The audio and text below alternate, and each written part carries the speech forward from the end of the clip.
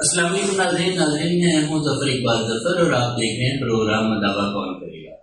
آج کا پروگرام ہم جشن آزادی مبارک پہ کر رہے ہیں اور ہم آپ کو پوری قوم کو اس یوم آزادی پر مبارکباد پیش کرتے ہیں۔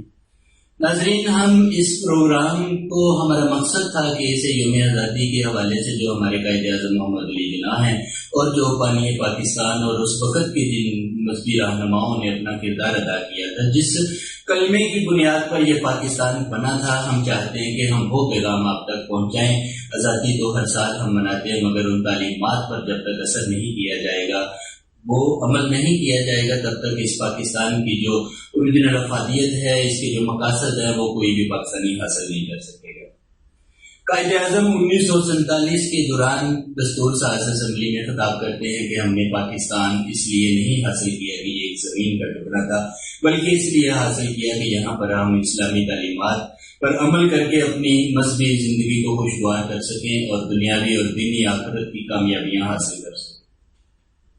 قائد اعظم محمد علی جناح کو اس وقت پیر جماعت علی شاہ صاحب ایک معروف مذہبی رہنما تھے اور 1 لاکھ کے قریب ان کے اس وقت مرید تھے۔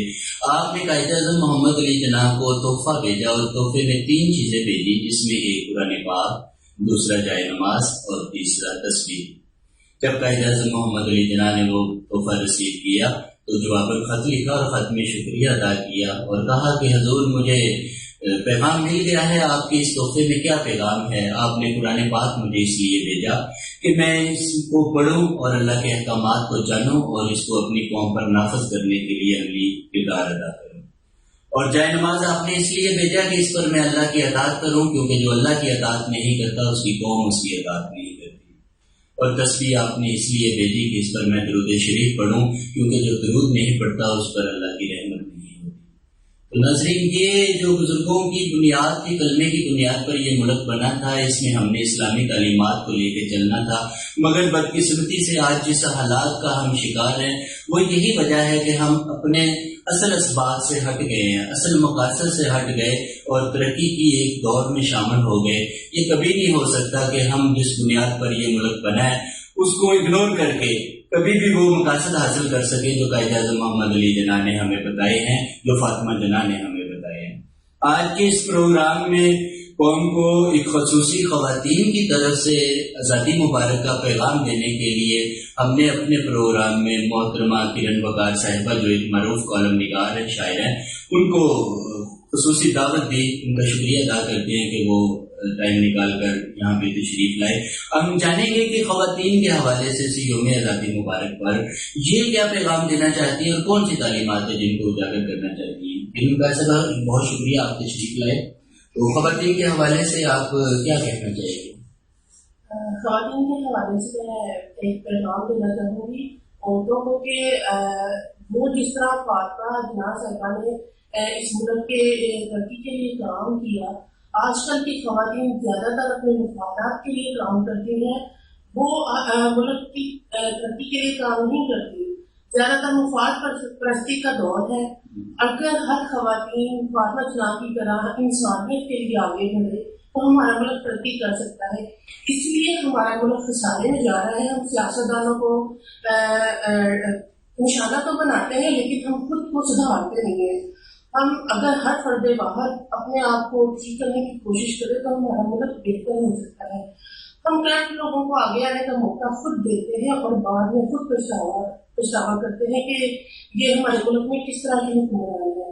اور رہی بات، اب میں نئے سیاستدان عمران خان صاحب کے بارے میں بھی کہنا چاہوں گی کہ اگر وہ قائد اعظم والی سوچ لے کر اس ملک میں جب رونما ہوئے ہیں تو ان کو موقع دینا چاہیے اور اس قوم کو پورا ساتھ دینا چاہیے کہ وہ عمران خان پر اس میں اس کے ساتھ کھڑے ہوں، کیونکہ وہ اسی لیول پہ ہی جیسے قائد اعظم سوچتے ہیں ملک کو قوم کی ترقی کے لیے، اسی لیول پہ وہ سوچ رکھتے ہیں۔ اور جنہوں نے کھانا تھا وہ تو کھا لیا، لیکن اب اس قوم کو چاہیے کہ وہ متحد ہو جائے اور باہر نکلے اور عمران خان کو سپورٹ کریں۔ میں یہ نہیں کہ میں سیاسی لیول پہ کسی کو سپورٹ نہیں کر رہی ہوں، لیکن ہمیں کسی کو آگے آنے کا موقع دینا چاہیے۔ اگر وہ ہماری بھلائی کے لیے آگے آ رہے ہیں تو ہمیں ان کو موقع دینا چاہیے اور ہمیں مل کے اکٹھے ہو کے اپنی قوم کو اپنے ملک کو بچانا چاہیے. اگر ہم مل کے کام نہیں کریں گے تو ہم کبھی ترقی نہیں کر سکتے. اسی طرح دشمن ممالک ہم ان سے فائدہ اٹھاتے رہیں گے. اور خواتین کو بھی یہی میسج ہے کہ وہ اپنی مفاد پرستی کو چھوڑ کے انسانیت کے لیے کام کریں.